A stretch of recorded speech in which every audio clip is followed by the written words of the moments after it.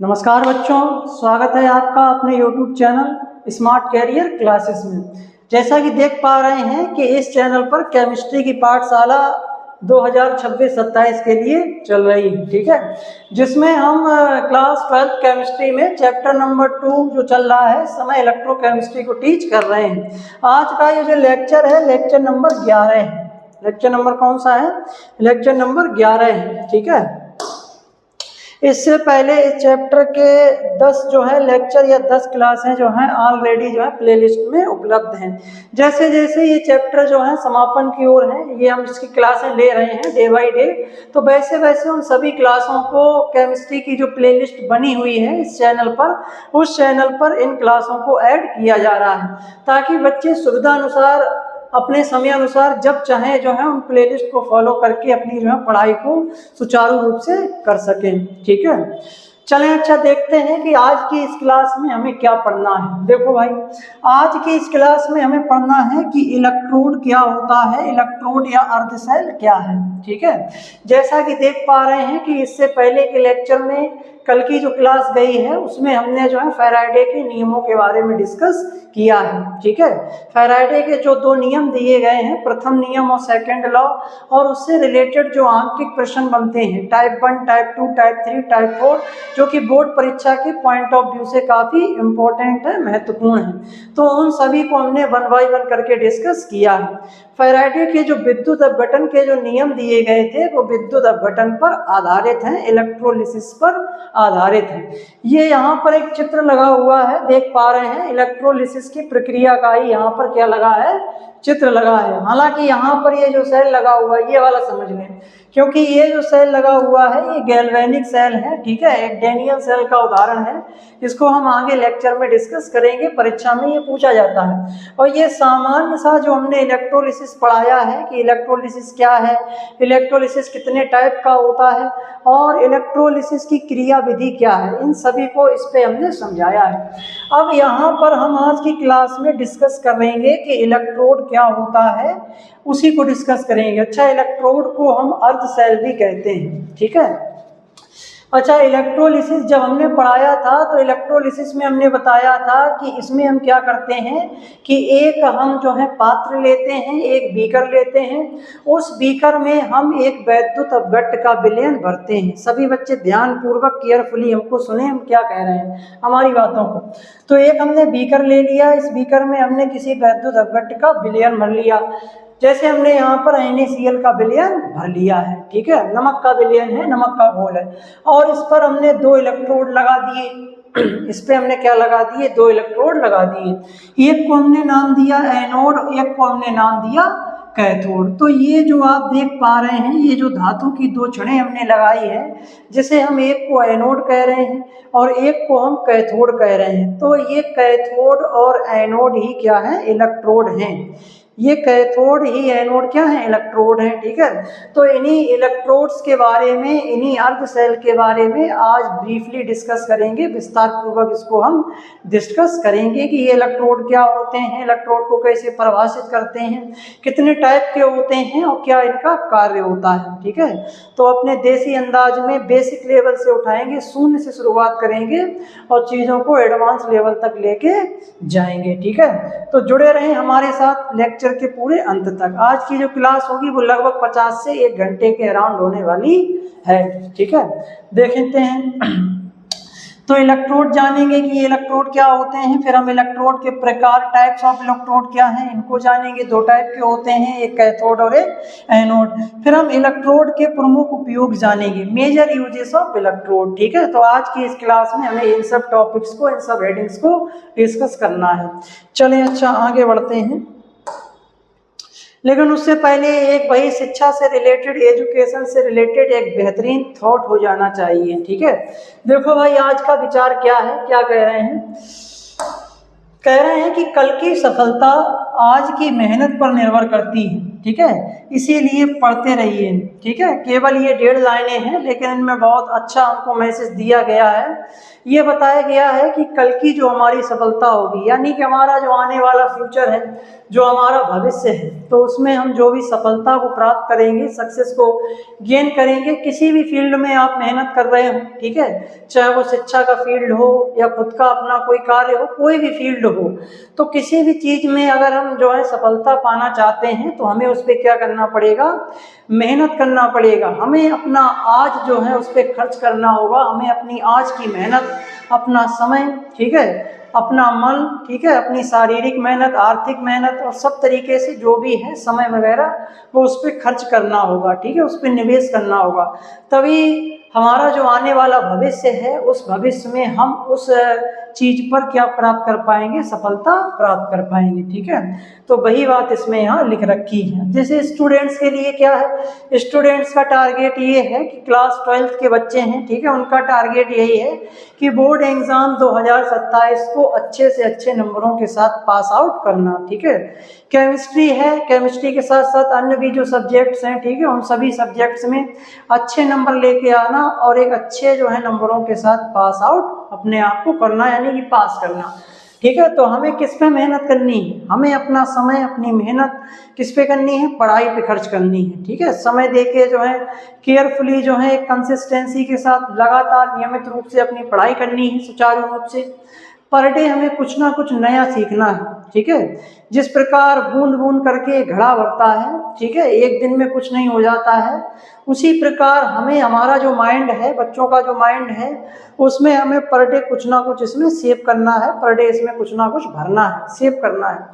तो per day जो है क्लास अटेंड कीजिए, चाहे वो केमिस्ट्री की हो या मैथ की हो या किसी की भी हो, चाहे वो आपके स्कूल में पढ़ाया जाए या कहीं पे कोचिंग इंस्टीट्यूट में पढ़ाया जाए या चाहे आप ऑनलाइन पढ़ रहे हो इस प्लेटफॉर्म के माध्यम से।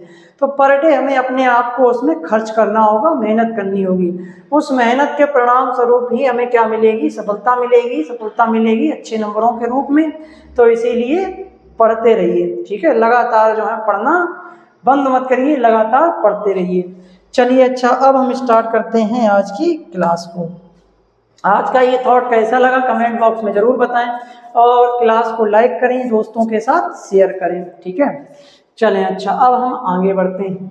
देखो भाई क्या कह रहे हैं, जैसा कि हमने बताया कि जब हम विद्युत अपघटन को हमने पढ़ाया था, विद्युत अपघटन के बारे में हमने टीच किया था, तो उसमें हमने क्या बताया था कि कोई भी विद्युत अपघट का हम विलयन ले लेते हैं।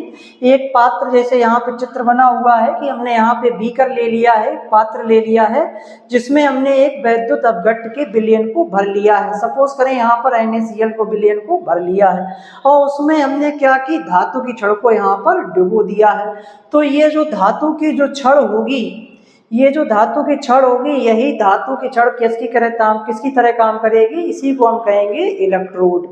इसी को हम क्या कहेंगे, इसी को हम इलेक्ट्रोड कहेंगे। आज इसी इलेक्ट्रोड के बारे में हम जो है डिस्कस करेंगे। ठीक है, चलिए, अच्छा, देखते हैं क्या होती है इलेक्ट्रोड, हम किसे कहते हैं।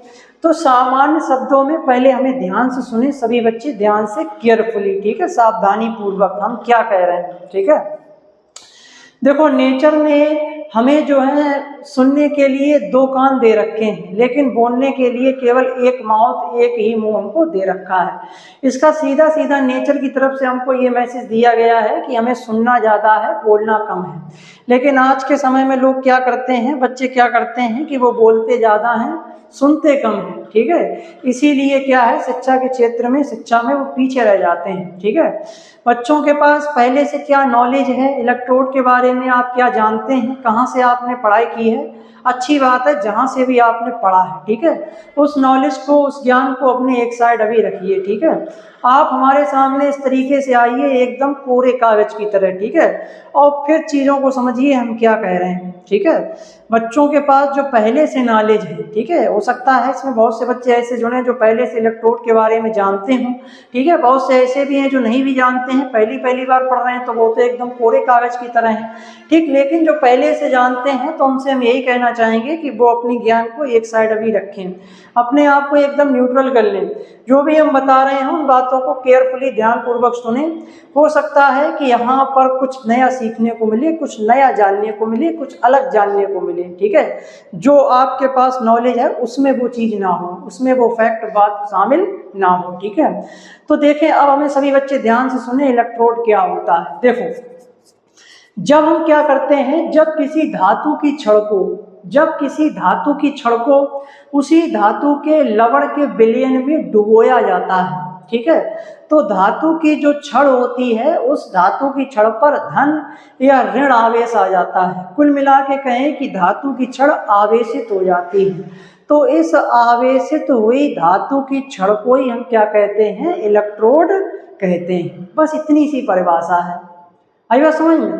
जैसे मान के चलें कि ये हमने क्या लिया, ये हमने एक बीकर ले लिया, इस बीकर में हमने NaCl का यहाँ पे विलयन भर लिया है, और इस विलयन में हमने एक धातु की छड़ को जो है डुबो दिया है।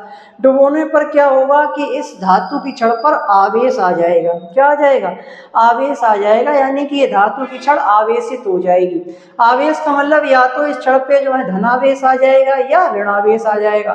तो ये आवेशित हुई धातु की छड़ ही क्या कहलाती है, इलेक्ट्रोड कहलाती है। बस इतनी सी बात है, ठीक है।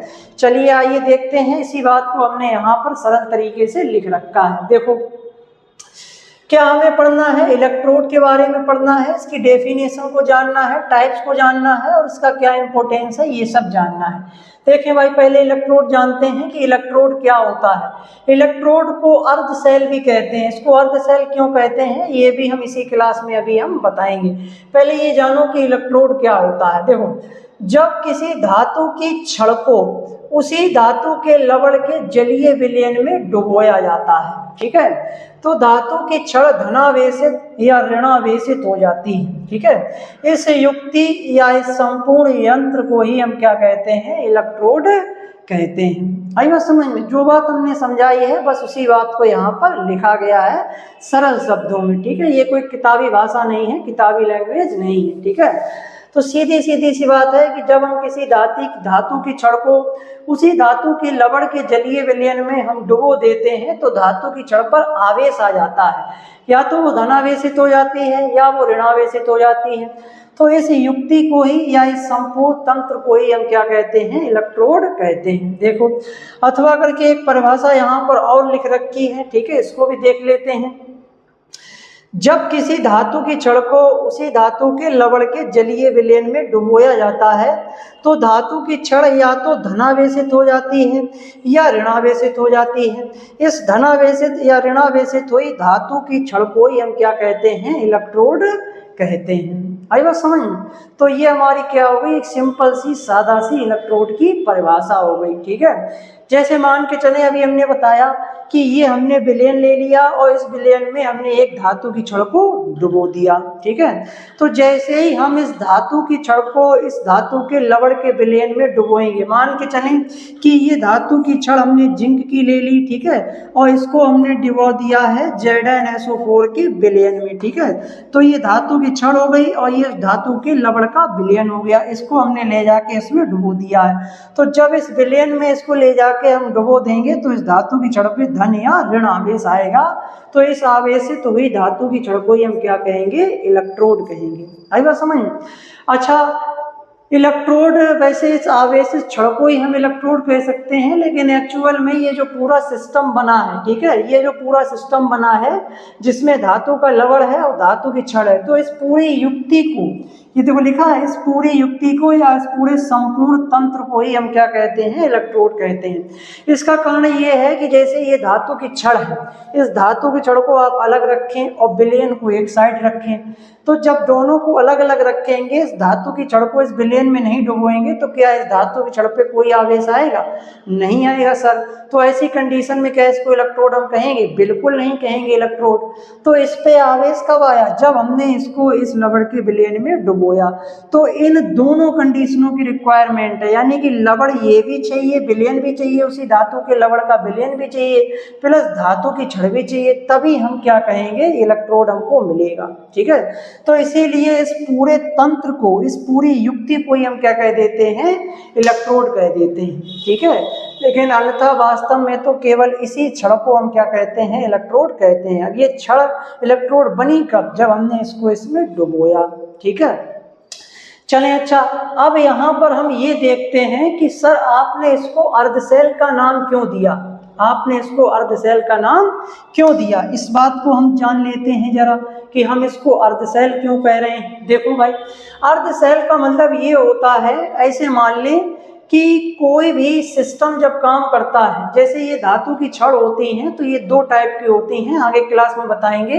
एक होती है कैथोड, एक होती है एनोड। एनोड से इलेक्ट्रॉन निकलते हैं और कैथोड से इलेक्ट्रॉन जाते हैं।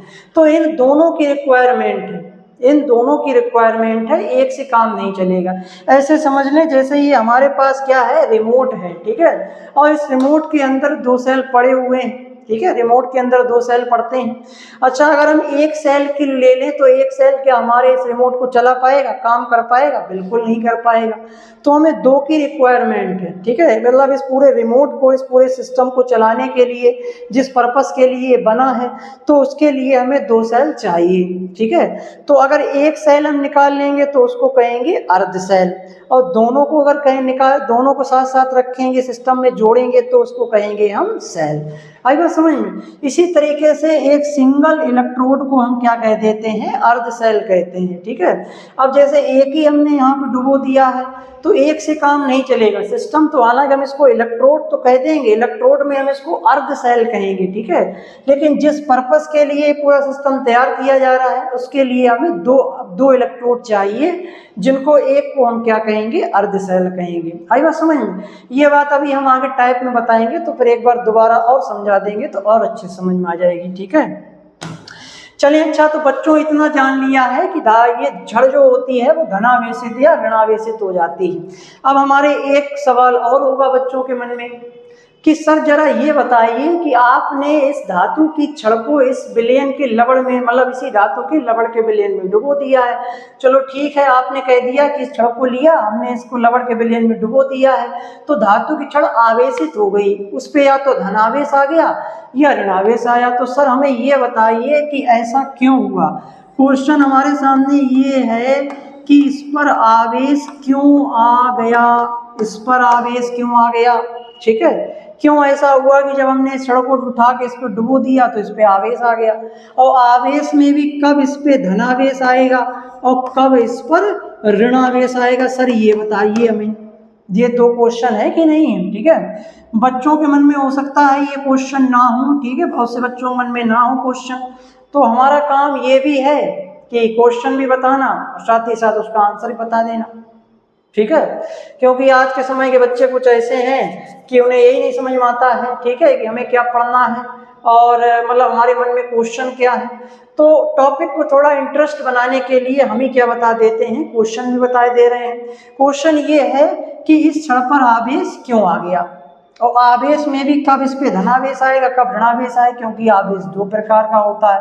तो इन दोनों क्वेश्चंस के आंसर इस लेक्चर में नहीं मिलेंगे, ठीक है, क्योंकि ये आवेश ये वाले जो क्वेश्चन हैं इनके ये मतलब ये संबंधित हैं इलेक्ट्रोड विभव से।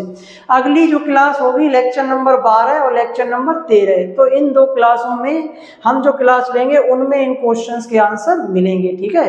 तो अभी इन दोनों क्वेश्चंस के आंसर हमारे ऊपर उधार हैं, ठीक है, और ये उधार जो है हम आगे आने वाली क्लासों में जल्द ही निपटा देंगे अपने ऊपर, क्योंकि हम उधार किसी का रखते नहीं, ठीक है। किसी भी प्रकार का कोई उधार हो, चाहे धन को लेके हो चाहे किसी भी बात को लेके हो, ठीक है, हम किसी का कोई उधार रखते नहीं। तो आने वाले समय में बहुत जल्दी इस उधार को हम क्या करेंगे, निपटा देंगे, ठीक है, लेकिन अभी नहीं देंगे ये उधार अभी हमारे ऊपर बकाया रहने दो, ठीक है। तो अभी केवल इतना जान लिया है कि ये छड़ आवेशित हो गई, धनावेशित या ऋणावेशित हो गई। चलें, अच्छा अब हम आगे बढ़ते हैं, ठीक है। स्क्रीनशॉट ले लें, एक ही लाइनें हैं लगभग, ठीक है। इलेक्ट्रोड की ये परिभाषा लिखी हुई है, चाहे ये वाली लिख लें चाहे ये वाली लिख लें, लगभग एक ही है, ठीक है। और जब पूछा जाए इतना ही लिख दें, पर्याप्त है, ठीक है। चलें, अच्छा अब हम आगे बढ़ते हैं।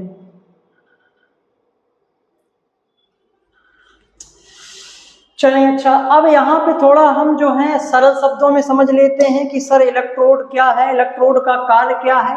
यहाँ पे सरल शब्दों में समझ में आ जाएगी। ये जो स्लाइड है ये केवल हम समझाने के लिए लाए हैं सरल से सरल शब्दों में, ठीक है। हमने क्या कहा रखा है कि हमारी क्लास में चाहे आप 7, 8, 9 के बच्चे को बैठा दीजिए, 10 के बच्चे को, और उससे कहना बैठो बच्चा, बैठो बेटा, जो है यहाँ पे बैठ के पढ़िए जो है, तो वो जो है अगर मन लगा के सही से पढ़ता है तो उसको भी ये सब बातें आसानी से समझ में आ जाएंगी, ठीक है। क्योंकि पढ़ाने का इस तरीके का मोड है, टीचिंग मोड है, सरल से सरल और फिर वैज्ञानिक तरीके से, हर तरीके से। तो ये जो स्लाइड है इसमें हमने सरल से सरल शब्दों में समझाया है, इसको केवल समझ लें, इसको लिखना नहीं है, ठीक है। Do not right in your copy. देखें इलेक्ट्रोड क्या है, बिल्कुल आसान भाषा में समझें। देखें इसे एक बिजली के दरवाजे या ब्रिज या पुल की तरह समझिए, ठीक है। समझते रहे ना, केवल समझना है, सुनना है। जब हम किसी रासायनिक सेल जैसे घड़ी का बैटरी, जैसे घड़ी यानी घड़ी पर पड़ने वाली बैटरी जो सेल है के अंदर की रासायनिक ऊर्जा को बिजली में बदलना चाहते हैं,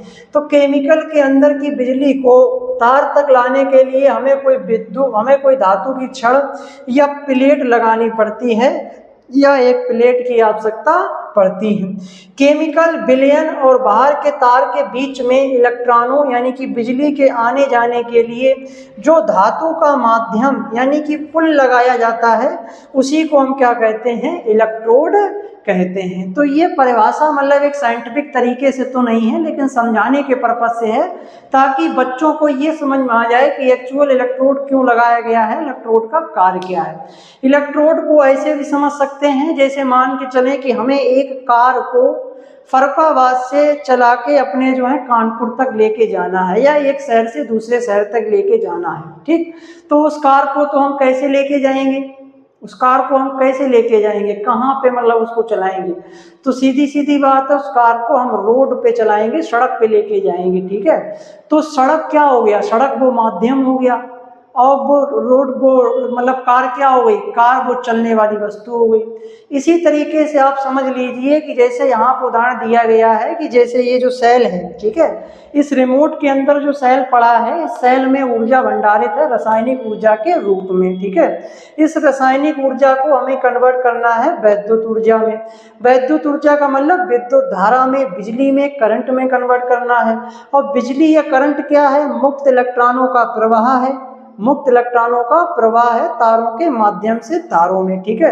अब वो इलेक्ट्रॉन दौड़ेंगे किसमें, इलेक्ट्रॉन चलेंगे किसमें, इलेक्ट्रॉन किसके माध्यम से इसमें निकलेंगे, तो वो माध्यम हमको प्रदान करेगा ये इलेक्ट्रोड, ठीक है। इलेक्ट्रोड को आप ऐसे मान लें कि वो रोड है और जो इलेक्ट्रॉन है वो कार है। इलेक्ट्रॉन को आप समझ लें कार, इलेक्ट्रोड को आप समझ लें वो सड़क, ठीक है। तो वही बात यहाँ पे लिख रखी है, ठीक है। तो इलेक्ट्रोड ऐसे एक माध्यम की तरह काम करेगा, एक पुल की तरह काम करेगा, जिससे होकर इलेक्ट्रॉन जो है वो एक स्थान से दूसरे स्थान पहुंचाए जाएंगे, बिजली जो है एक स्थान से दूसरे स्थान पहुंचाई जाएगी, ये इसका काम होता है, ठीक है। बाद बाकी इसकी जो वैज्ञानिक परिभाषा है वो हमने बता दी है पिछली वाली स्लाइड में, वही याद करनी है, वही जो है समझ के लिख देनी है बोर्ड परीक्षा में, ठीक है। ये तो केवल समझाने के लिए, इसको कॉपी पे लिखने की आवश्यकता नहीं है, ठीक है। वैज्ञानिक परिभाषा वही लिखी है कि जब किसी धातु की छड़ को उसी के लवण साल्ट के घोल में डुबोया जाता है तो वह पूरी व्यवस्था इलेक्ट्रोड कहलाती है, ठीक है। जैसे ये लिखा है धातु लवण का जलीय विलयन है, और ये धातु की छड़ है जिसको हम इलेक्ट्रोड कह रहे हैं। या तो इसके ऊपर ऋण आवेश होगा या तो इसके ऊपर धन आवेश होगा, ठीक है। चलें, अच्छा आगे बढ़ते हैं।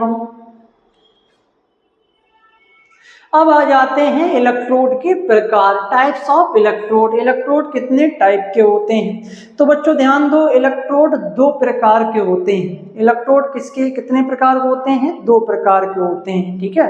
किस आधार पर, इस आधार पर कि इलेक्ट्रोड्स पर ऑक्सीकरण हो रहा है या अपचयन हो रहा है, इस आधार पर इलेक्ट्रोड पर धन आवेश आ रहा है या इलेक्ट्रोड पर ऋण आवेश आ रहा है। आवेश की प्रकृति के आधार पर, ऑक्सीकरण और अपचयन रासायनिक अपक्रियाओं के आधार पर इलेक्ट्रोड कितने प्रकार के होते हैं? 2 प्रकार के होते हैं। एक को कहते हैं कैथोड और एक को कहते हैं एनोड। ठीक है, तो 2 टाइप के हैं। अब सर हमें जरा ये बताइए कि कैथोड किसे कहते हैं? ठीक है, तो वह इलेक्ट्रोड जिस पर अपचयन होता है, वह इलेक्ट्रोड जिस पर अपचयन होता है, अर्थात धातु आयनों के द्वारा या परमाणुओं के द्वारा इलेक्ट्रॉन ग्रहण किए जाते हैं, तो ऐसा इलेक्ट्रोड कैथोड कहलाता है। आई बात समझ में?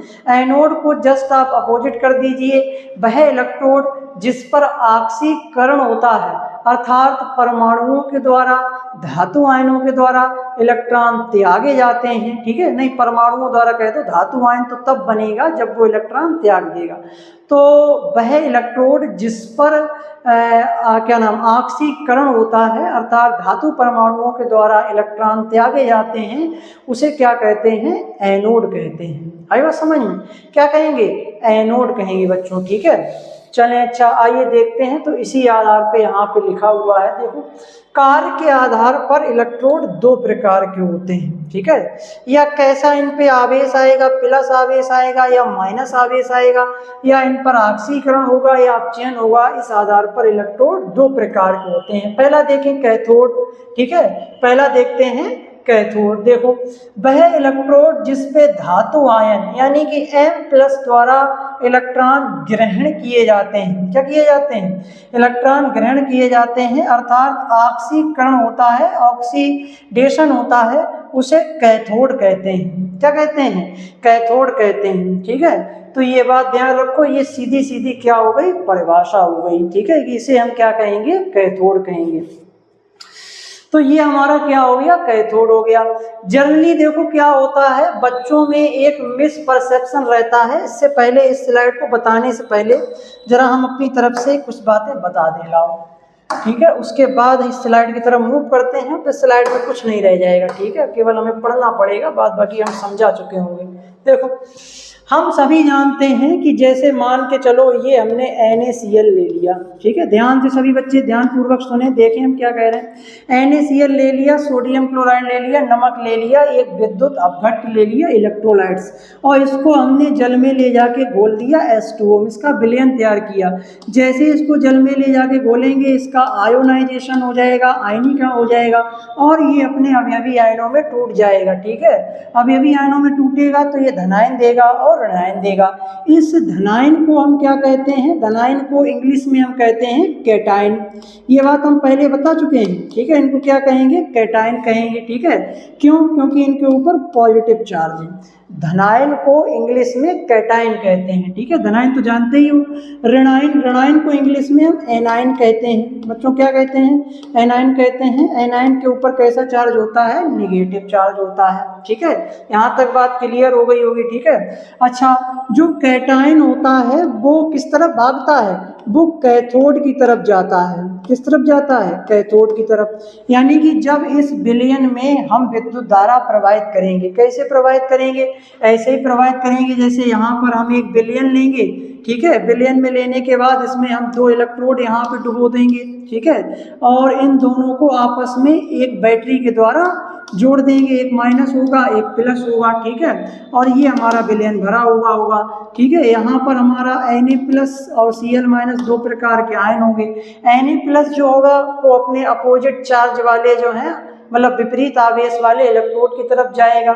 यानी कि ये तुम्हारे जो है कैसा है? कैटायन है तो ये कैथोड की तरफ जाएगा, ये एनायन है तो ये एनोड की तरफ जाएगा। ठीक है, ये बात हम विद्युत अपघटन की जब हमने क्रिया विधि समझाई थी तो उसमें बता चुके हैं। तो कैटायन जाएगा कैथोड की तरफ और एनायन जाएगा एनोड की तरफ, यानी कि अपने अपोजिट आवेश वाले इलेक्ट्रोड की तरफ ये जाएंगे। ठीक है, ये क्या नाम वो हैं? इलेक्ट्रोड ही हैं।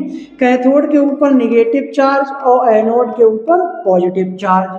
ठीक है, तो ये बात हम पहले बता चुके हैं कि कैटायन कैथोड की तरफ जाएगा, एनायन एनोड की तरफ जाएगा। ठीक है, अब बच्चों देखो एक बात यहाँ पर ये ध्यान देने वाली है, ठीक है, कि बच्चों में एक मिसपरसेप्शन, एक गलत अवधारणा बनी है, उनमें बना दी गई है या वो खुद बना लेते हैं, ठीक है।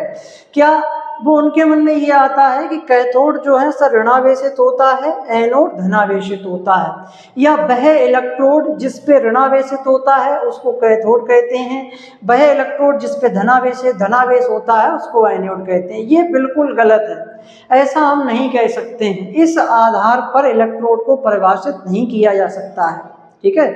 ये बात जो है केवल विद्युत अपघटनी सेलों पर लागू होती है। सेल आगे की क्लास में हम पढ़ेंगे, दो टाइप के सेल हैं इंटर के सिलेबस में, विद्युत अपघटनी सेल और विद्युत रासायनिक सेल। तो विद्युत अपघटनी सेलों में तो ये बात सही है, लेकिन विद्युत रासायनिक सेलों में ये बात अपोजिट हो जाती है। तो कुल मिला के कैथोड और एनोड को चार्ज के आधार पर हम परिभाषित नहीं कर सकते हैं। बच्चों के मन में ये गलत अवधारणा बन जाती है, वो बना लेते हैं या उनमें बना दी जाती है, ठीक है। तो ये गलत है। आज ये अपना कॉन्सेप्ट क्लियर कर लें। क्या कॉन्सेप्ट क्लियर कर लें? कि वह इलेक्ट्रोड जिस पर ऑक्सीकरण होता है, ठीक है, उसे हम क्या कहते हैं? पहले हम कैथोड की बात करते हैं, ठीक है। वह इलेक्ट्रोड जिस पर जो है अपचयन होता है, क्या होता है? अपचयन होता है, उसे हम कैथोड कहते हैं। क्या कहते हैं? कैथोड कहते हैं। और वह इलेक्ट्रोड जिस पर ऑक्सीकरण होता है उसे हम एनोड कहते हैं। क्या कहते हैं? एनोड कहते हैं। आई बात समझ में? तो ये बात आप ध्यान रखें, कैथोड को आप मान लें C, ठीक है, और अपचयन को रिडक्शन कहते हैं तो Cr लिख दें, एनोड को A, ठीक है, ऑक्सीकरण का O ले लें। तो इसे ऐसे भी याद रख सकते हैं Cr और AO करके, ठीक है, इतना याद रखें, बाई चांस ये भूलेंगे नहीं, ठीक है, क्योंकि ये समझने वाली चीज़ें हैं, ठीक है। ये तो हम समझे हुए हैं, हमारे कॉन्सेप्ट सब क्लियर हैं, तो हम लोग तो ऐसे ही कॉन्सेप्ट से ही पता लगा लेते हैं, हमें ये सब रटने की, याद करने की जरूरत नहीं पड़ती। लेकिन बच्चों के लिए ये बता देते हैं कि C for cathode, R for reduction. इसका मतलब ये हो गया कैथोड पर रिडक्शन होता है, A for anode, O for oxidation. इसका मतलब ये हो गया कि एनोड पर ऑक्सीडेशन। ये बात आप गांठ बांध लें, ठीक है, ये बात गांठ बांधें, ठीक है। बाद बाकी कैथोड पर धनावेश भी हो सकता है, कैथोड पर ऋणावेश भी हो सकता है, एनोड पर भी धनावेश हो सकता है, एनोड पर भी ऋणावेश हो सकता है। तो आवेश के आधार पर अब कभी भी कैथोड और एनोड को परिभाषित मत कीजिएगा, ठीक है। आई बात समझ में? अच्छा, ये भी हम बता दें कि कब कैथोड पर धनावेश होगा और कब कैथोड पर ऋणावेश होगा। तो देखो बच्चों, हम दो प्रकार के सेल पढ़ते हैं। एक पढ़ते हैं विद्युत अपघटनी सेल, एक कौन सा पढ़ते हैं? विद्युत अपघटनी सेल। आगे की जैसी जैसी क्लासें लेते जाएंगे, कॉन्सेप्ट सब क्लियर होते चले जाएंगे, जबरदस्त क्लासें होंगी, ठीक है। एक पढ़ते हैं विद्युत अपघटनी सेल। विद्युत अपघटनी सेल में जो कैथोड होता है वो हमारा ऐसा ही होता है, निगेटिव होता है। कैसा होता है? निगेटिव होता है, ठीक है। और सर जो एनोड होता है वो होता है पॉजिटिव। एनोड कैसा होता है? पॉजिटिव होता है, ठीक। तो ये पहले प्रकार का सेल हो गया।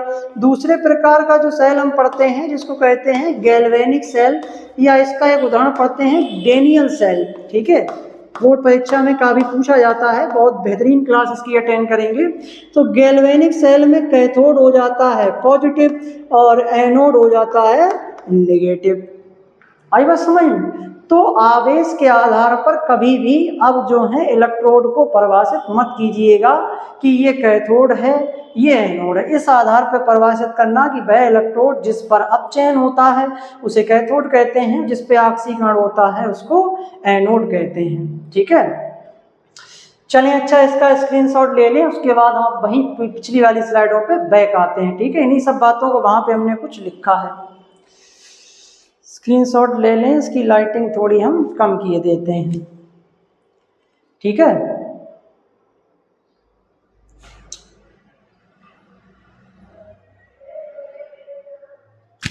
चलें, अच्छा, अब हम आगे बढ़ते हैं, इसको सेव कर लें।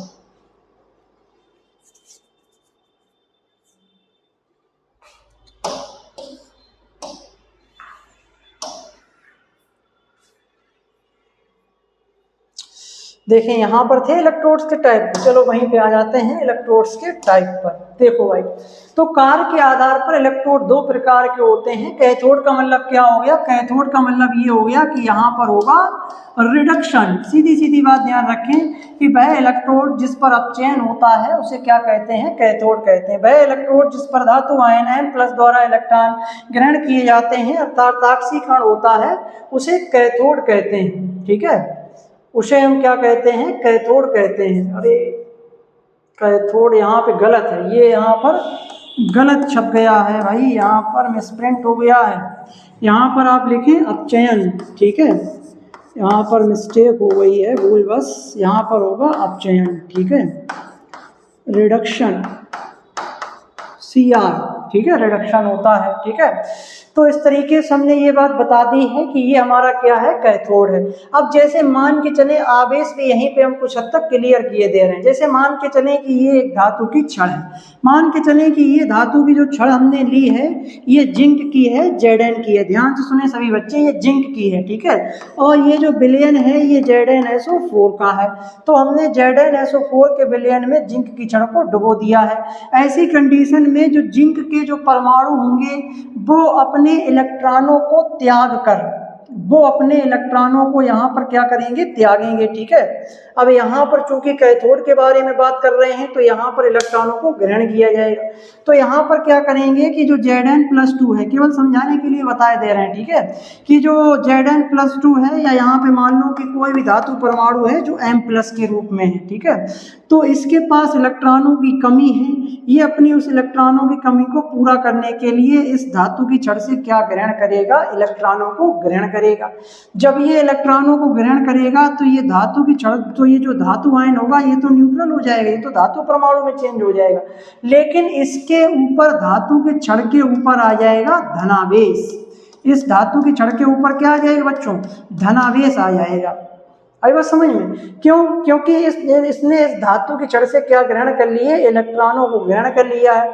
उन इलेक्ट्रॉनों के ग्रहण करने की वजह से यहाँ पर जो प्रभावी नाभिकीय आवेश होगा, जो प्रोटॉनों का जो आवेश होगा पॉजिटिव वाला, वो इस छड़ पे प्रभावी हो जाएगा। इस वजह से इस छड़ पर क्या आ जाएगा? धनावेश आ जाएगा। ठीक है, तो इस वजह से जब इस छड़ को डुबोया जाएगा तो इस छड़ पे क्या आ जाएगा? धनावेश आ जाएगा। तो इसको हम क्या कहेंगे? कैथोड कहेंगे। आई बात समझ में? इसको हम क्या कहेंगे? कैथोड कहेंगे, क्योंकि यहाँ पर ये इलेक्ट्रॉनों को ग्रहण कर रही है, इलेक्ट्रॉनों को यहाँ पर ग्रहण किया जा रहा है। ठीक है, चलें अच्छा देखें, गैल्वेनिक सेल में यह धनात्मक, जैसा कि हमने बताया कि गैल्वेनिक सेल में यह धनात्मक होगी और विद्युत अपघटनी सेल में कैथोड ऋणात्मक होता है, जैसा कि हमने बता दिया है। चलें अच्छा, अब इसका स्क्रीनशॉट ले लें, उसके बाद हम आगे बढ़ते हैं। सीधा सीधा परिभाषा यही ध्यान रखें कि वह इलेक्ट्रोड जिस पर क्या हो, जिस पर अपचयन होता है, यानी कि परमाणुओं के द्वारा इलेक्ट्रॉन ग्रहण किए जाते हैं, उसे क्या कहते हैं? कैथोड कहते हैं। ठीक है, ये यहाँ पे सही कर लेना, ये गलती से मिसप्रिंट हो गया, यहाँ अपचयन है। ठीक है, ध्यान से कर लेना, नहीं तो गलत लिख लो। अब आ जाओ एनोड। एनोड पे जस्ट उल्टा कर दो कि वह इलेक्ट्रोड जिस पर ऋणावेशित धातु आयन के द्वारा A- के द्वारा इलेक्ट्रॉन त्यागे जाते हैं, और इलेक्ट्रॉनों को जब कोई परमाणु त्यागता है तो उसका क्या होता है? ऑक्सीकरण होता है। तो इसीलिए हम कहते हैं कि वह इलेक्ट्रोड जिस पर ऑक्सीकरण होता है, ऑक्सीडेशन होता है, उसे हम क्या कहते हैं? एनोड कहते हैं। ठीक है, अच्छा यहाँ पे आप समझ लें, जैसे यहाँ पे ये ऋणात्मक आवेश लगा हुआ, बैटरी का ऋण वाला आवेश यहाँ पे जुड़ा हुआ है। ठीक है, और यहाँ पर क्या होगा कि जो धातु आयन होंगे, जो परमाणु होंगे, वो अपने इलेक्ट्रॉनों को त्याग कर यहाँ पर चले जाएंगे। जैसे सपोज करें यहाँ पर ये जिंक की ले लें। ठीक है, ये जिंक की छड़ है, तो जिंक के जो परमाणु होंगे वो अपने इलेक्ट्रॉनों को त्याग कर कहाँ पे आ जाएंगे? इस विलयन में छलांग लगा देंगे।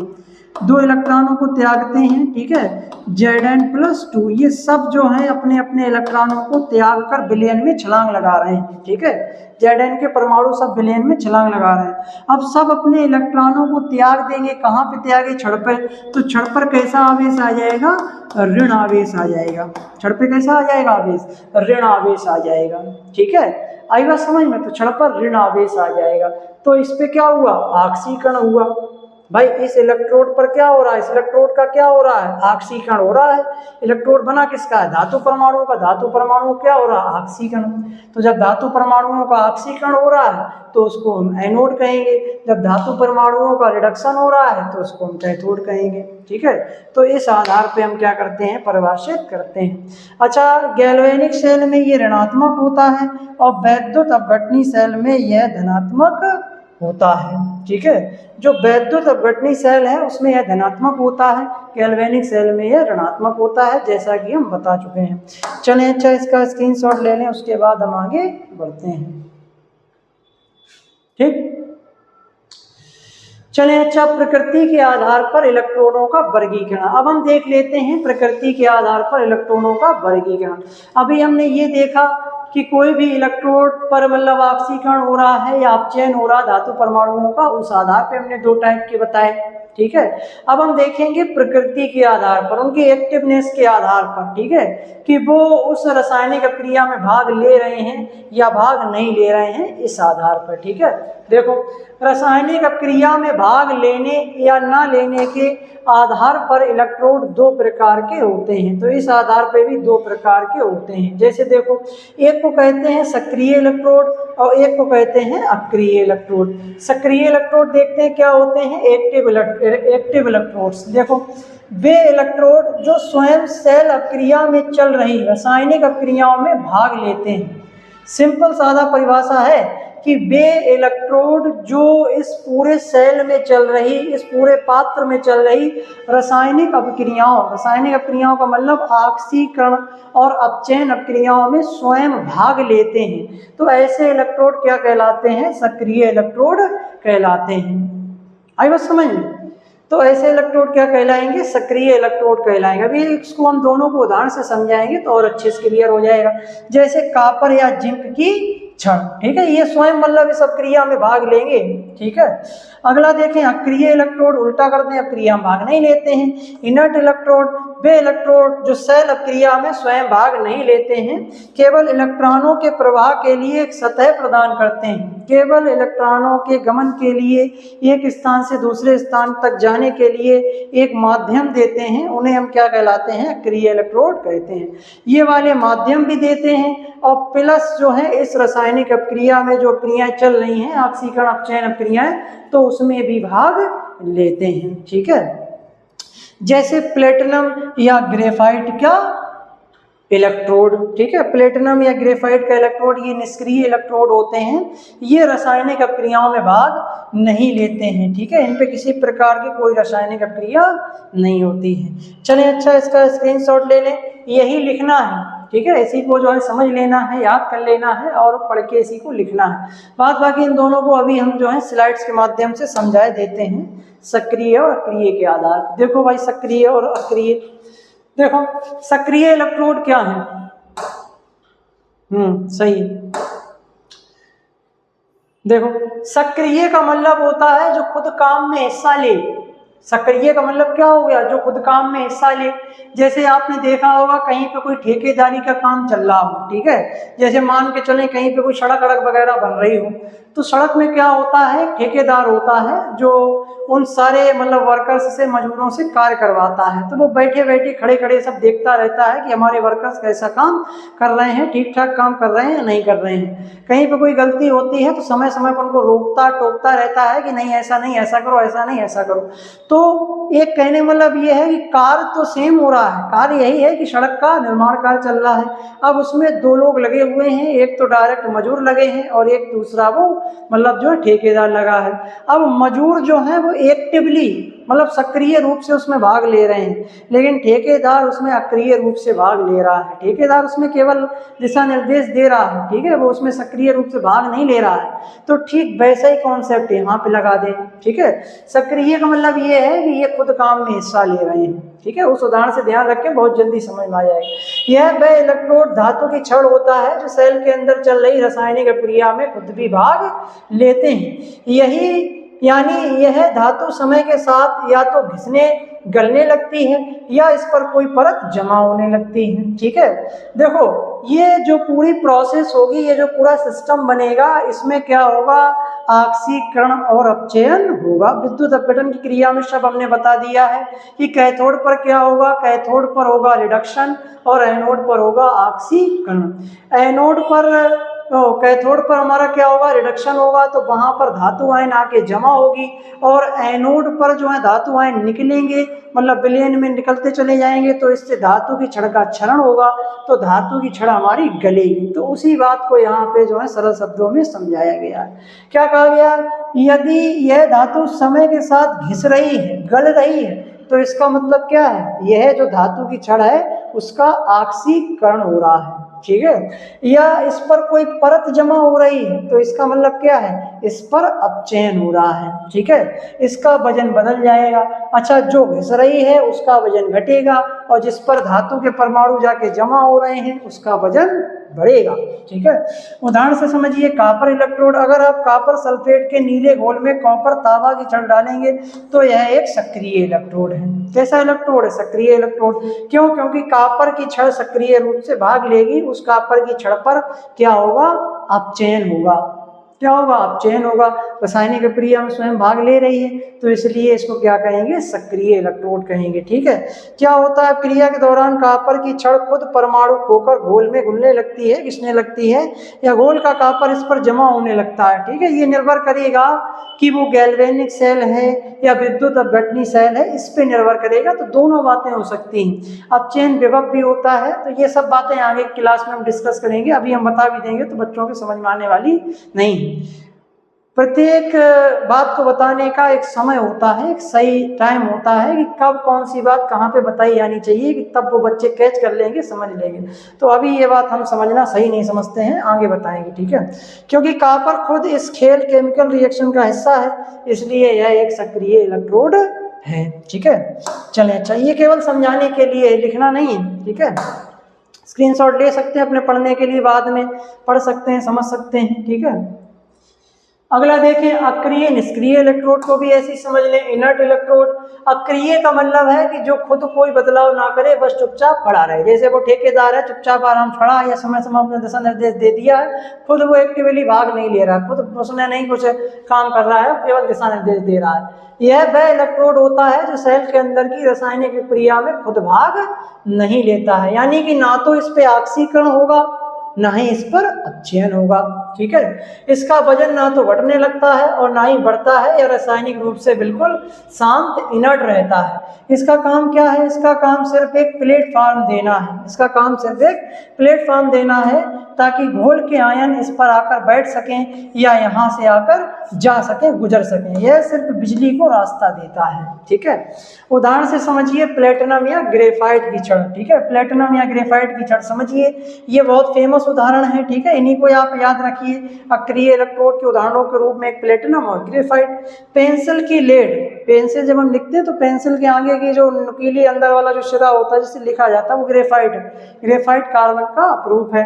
तो पेंसिल की लेड, ग्रेफाइट या प्लेटिनम पीटी की छड़, अगर आप पानी में बिजली प्रवाहित करने के लिए ग्रेफाइट या प्लेटिनम का इलेक्ट्रोड डालते हैं तो रासायनिक क्रिया में पानी टूटकर गैस बनेगा। ठीक है, ऑक्सीजन गैस निकलेगी, हाइड्रोजन गैस निकलेगी, लेकिन प्लेटिनम या ग्रेफाइट को कुछ नहीं होगा।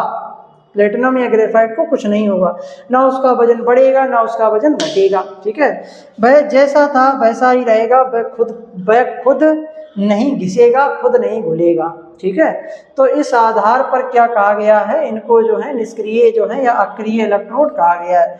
ये उदाहरण से वही बता दिया गया है। ठीक है, उदाहरण से यहाँ पे बताया गया है, वजन ना घटेगा ना बढ़ेगा, रासायनिक रूप से शांत रहेगा, पानी टूटकर गैस बनेगा, हाइड्रोजन गैस निकलेगी और ऑक्सीजन गैस निकलेगी। ठीक है, अच्छा, ज़्यादातर हम जो प्रयोग करते हैं, ज़्यादातर जो एक्सपेरिमेंट करते हैं प्रयोगशाला में, उसमें हम सक्रिय इलेक्ट्रोड्स को यूज करते हैं। ठीक है, सक्रिय इलेक्ट्रोड से प्रोडक्ट हमें अच्छे मिलते हैं, ज़्यादा क्वांटिटी में मिलते हैं, और वो जो सक्रिय इलेक्ट्रोड होते हैं वो आसानी से उपलब्ध भी हो जाते हैं। जैसे यहाँ निष्क्रिय प्लेटिनम, बताओ प्लेटिनम कहाँ से लाओगे भाई, प्लेटिनम की छड़। ठीक है, सोने से भी महंगी है। ग्रेफाइट है, ग्रेफाइट तो हालांकि मिल जाएगा, ठीक है, लेकिन इससे कोई केमिस्ट्री लैब में मंगाता नहीं आसानी से, क्योंकि इसमें थोड़ा जो है दिक्कतें आती हैं। इसकी भौतिक गुण जो है वो अन्य इलेक्ट्रोडों की तुलना में थोड़े मतलब उत्तम क्वालिटी के नहीं है, उतने ठीक ठाक नहीं होते हैं, एक आइडियल जो है इलेक्ट्रोड नहीं है, तो इसलिए इनको यूज में हम जनरली नहीं लेते हैं। जनरली हम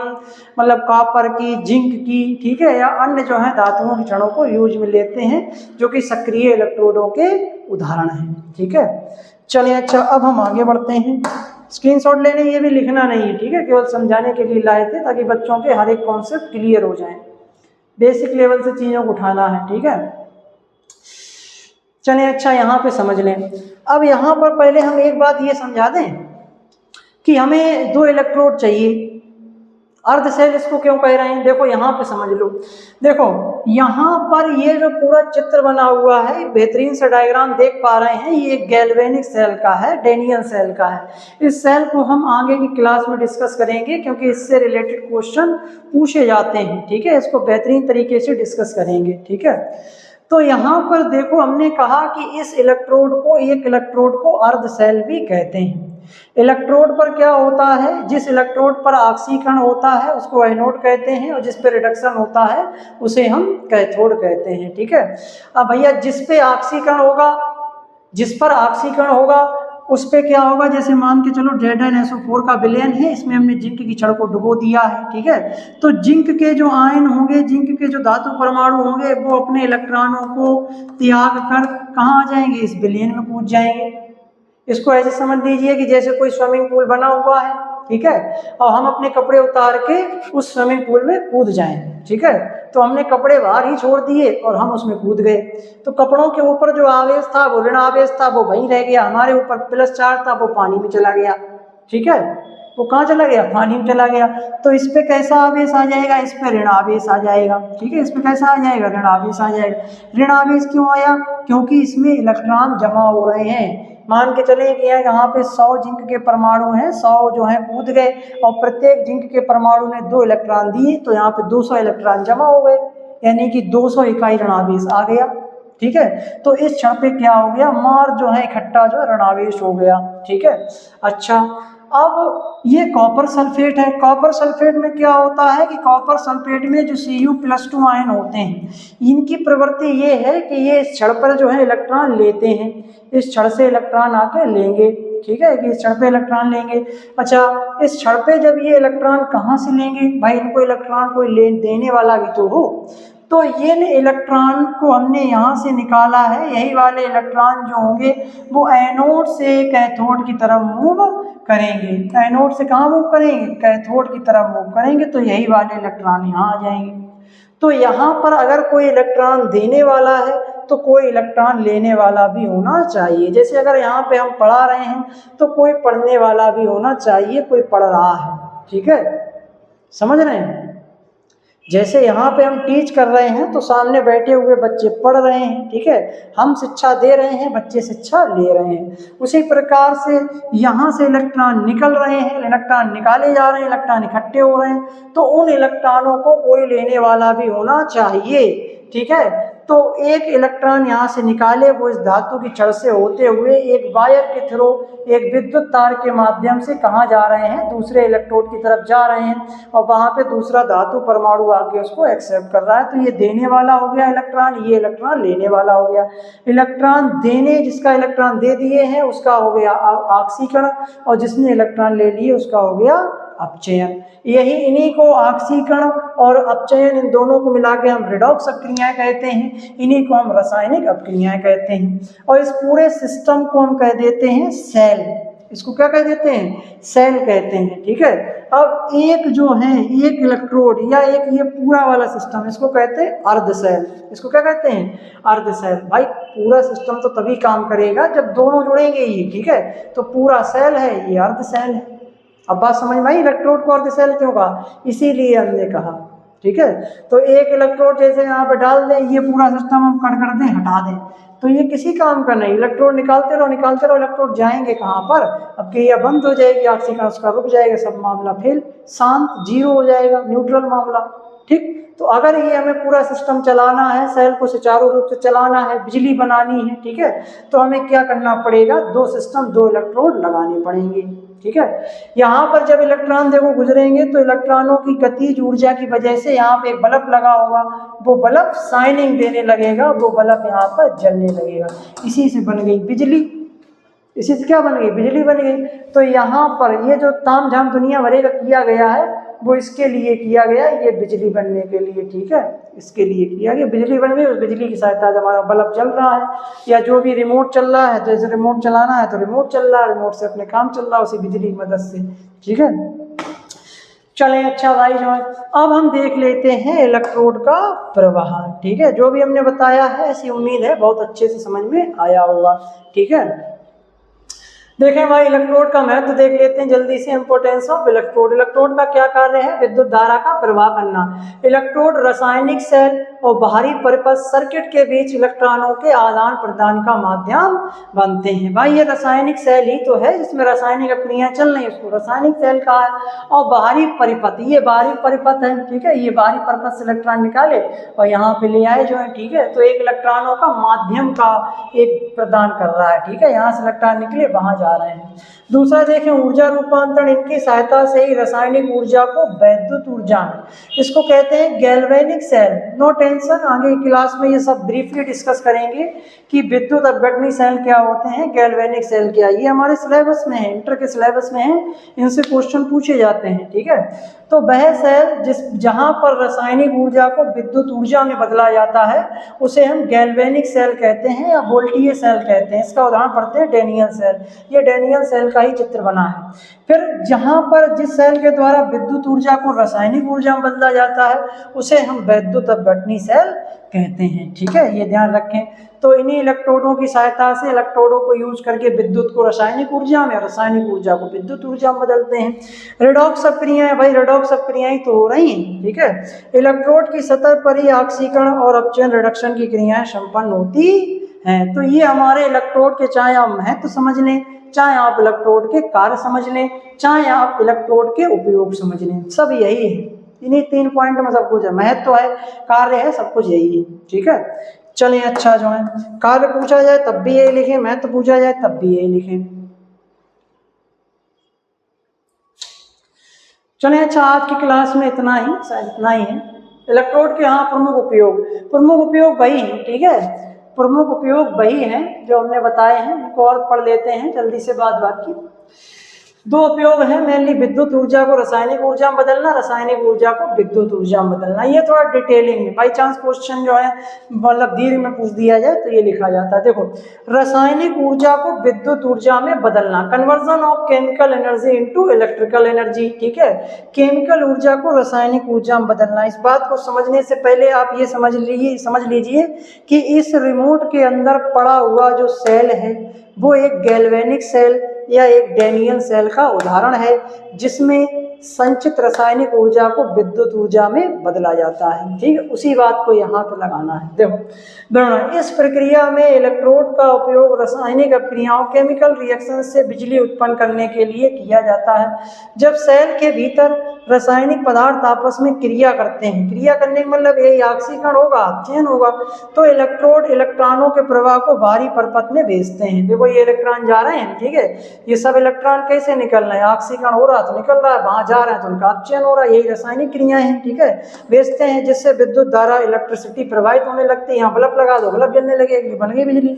सेल का प्रकार, टाइप्स ऑफ गैल्वेनिक, ऐसा सेल गैल्वेनिक सेल या वोल्टाइनिक सेल कहलाता है, ठीक है, जैसा कि यहाँ पे ये लगा हुआ है, ठीक। यहाँ पे रासायनिक ऊर्जा को रासायनिक अपक्रियाओं, ऑक्सीकरण और अपचयन अपक्रियाओं द्वारा विद्युत ऊर्जा में बदला जा रहा है।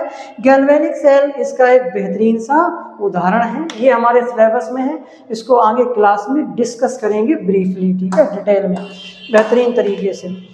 इसके उदाहरण देखो, हमने पहले ही बता दिया, हमारे घरों के रिमोट, देखो रिमोट पहले से लगा है, ठीक है, ये रिमोट के अंदर ये जो घड़ी के अंदर ये जो सेल पड़ता है ये ऐसा ही सेल है, ये गैल्वेनिक सेल का उदाहरण है, ठीक है। एक तरफ आप देख रहे हैं प्लस है, एक तरफ देख रहे हैं माइनस है। ठीक है, तो हमारे घरों के रिमोट और घड़ियों में लगने वाले सूखे सेल, ड्राई सेल किसके उदाहरण हैं? इसी उदाहरण है गैल्वेनिक सेल की, जिसमें रासायनिक ऊर्जा को विद्युत ऊर्जा में बदला जाता है। इसमें क्रियाएं होती रहती हैं सेल में। ठीक है, ऑक्सीकरण अपचयन क्रिया होता रहता है। ये कैथोड होता है, जिसपे निगेटिव, हाँ ये कैथोड होगा, ये तुम्हारा जो है एनोड होगा। ठीक है, इसी प्रक्रिया होती रहती हैं। एनोड है तो ये क्या नाम, ये क्या है, ये कैथोड, वो सॉरी यहाँ पे एनोड है। ठीक है, इसलिए इस पे यहाँ पे निगेटिव है, तो यहाँ पे ऑक्सीकरण होगा और यहाँ पर अपचयन होगा। ठीक है, तो यह क्रिया चलती रहती, रासायनिक पदार्थ इसके अंदर भरे रहते हैं। इन्वर्टर और गाड़ियों में इस्तेमाल होने वाली लेड एसिड बैटरी भी इसका क्या है, उदाहरण है। तो इनके अंदर जो ये जो बैटरियां लगी हुई हैं, ये भी इसी का उदाहरण है। ठीक, चलें, अच्छा पिछली स्लाइड का लिया स्क्रीनशॉट, इसका ले लें स्क्रीनशॉट, उसके बाद आगे बढ़ें। इसका भी ले लें। चलें, अब देखें विद्युत ऊर्जा को रासायनिक ऊर्जा में बदलना। इसमें विद्युत ऊर्जा को हम रासायनिक ऊर्जा में बदलते हैं। ठीक है, इसमें उल्टा प्रोसेस है। देखो, इस प्रकार के बाहरी सोर्स जैसे बैटरी,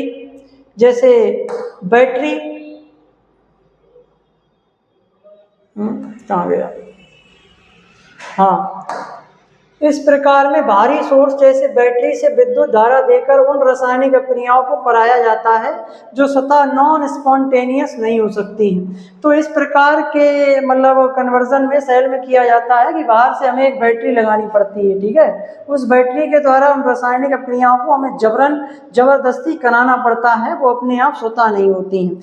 जबकि जो सेल होते हैं जिन्हें हम चार्ज नहीं करते हैं, नॉन चार्जेबल होते हैं, तो उनमें ये क्रियाएं स्वतः होती रहती हैं। ठीक है, तो ये इनमें जो है स्वतः नहीं होती हैं, तो इसीलिए यहाँ पे बैटरी लगानी पड़ती है।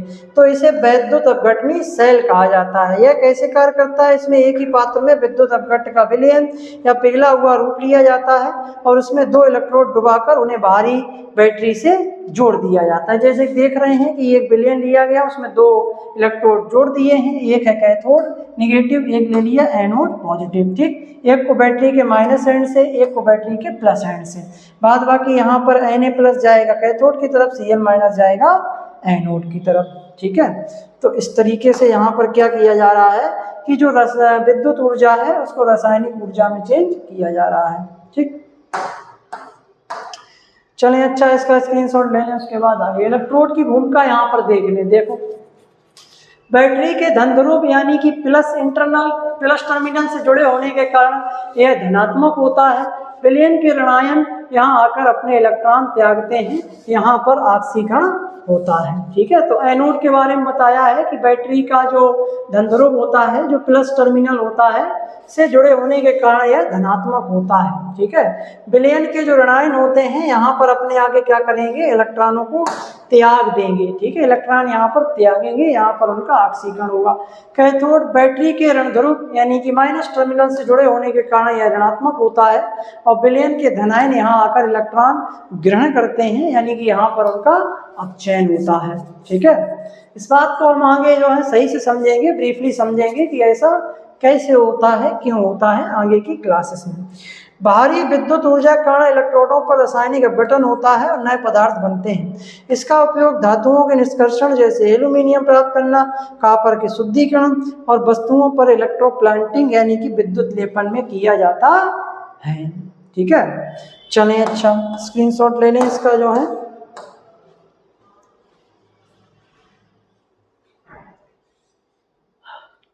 चलें, अच्छा आज की क्लास में इतना ही। ठीक है, आज की क्लास में हमें इतना ही पढ़ना था, इतना ही हमें डिस्कस करना था। ठीक है, तो आज की क्लास में बच्चों हमने क्या जाना, आज की क्लास में हमने जाना कि इलेक्ट्रोड क्या है, इलेक्ट्रोड किसे कहते हैं, इलेक्ट्रोड कितने टाइप का है, कैथोड क्या है, एनोड क्या है। कैथोड और एनोड के प्रति बच्चों में जो मिसपरसेप्शन, गलत अवधारणा बनी है उसको हटा दें। सीधा ध्यान रखें कि वह इलेक्ट्रोड जिस पे अपचयन होता है उसे हम कैथोड कहते हैं और जिस पे ऑक्सीकरण होता है उसको हम एनोड कहते हैं। अदरवाइज कैथोड हमारा धनावेशित भी हो सकता है, ऋणावेशित भी हो सकता है। एनोड भी हमारा धनावेशित भी हो सकता है और ऋणावेशित भी हो सकता है। इलेक्ट्रोड के कार्य हमने जाने कि ये विद्युत ऊर्जा को रासायनिक ऊर्जा में, रासायनिक ऊर्जा को विद्युत ऊर्जा में बदलता है। ठीक है, तो इसी के साथ आज की क्लास हम लेते हैं, छोटा सा एक ब्रेक लेते हैं। ठीक है, जुड़े रहें हमारे साथ, अपनी पढ़ाई को सुचारू रूप से करते रहें, डे बाय डे क्लास को अटेंड करें, पर डे अपने लेक्चर नोट्स बनाते रहें, पढ़ते रहें, जुड़े रहें हमारे साथ, लेक्चर्स को अपने दोस्तों के साथ शेयर करें। ठीक है, मिलते हैं अगली क्लास में। ठीक है, अगली क्लास में डिस्कस करेंगे इलेक्ट्रोड विभव। हमारे पास क्या है, 2 उधारी रह गई हमारे पास। ठीक है, 2 क्वेश्चंस की उधारी हम ये जानेंगे अगली क्लास में। ठीक है, कि आवेश जो होता है, ठीक है, जो आवेश होता है वो क्यों आ जाता है। कोई भी मतलब जो है धातु की छड़ है, जब उसको हम जो है जब उसको हम उसके लवण के विलयन में डुबो देते हैं, ठीक है, तो उस पर आवेश क्यों आता है और कब उस पर धनावेश आता है और कब उस पर ऋणावेश आता है, इस बात को हम अपने आगे वाले लेक्चर्स में, ठीक है, ये लेक्चर नंबर 11 है, 12 या 13 में इस बात को हम पूरा कंप्लीट कर देंगे। ठीक है, इलेक्ट्रोड विभव के बारे में जब पढ़ेंगे और इलेक्ट्रोड विभव की उत्पत्ति के संदर्भ में जो भी अवधारणाएं दी गई हैं, ठीक है, तो उन अवधारणाओं को जब हम पढ़ेंगे तो ये सब हमारी चीज़ें क्लियर हो जाएंगी, एकदम क्रिस्टल क्लियर, कुछ नहीं छूटेगा। ठीक है, चलें, अच्छा, मिलते हैं अगली क्लास में। धन्यवाद।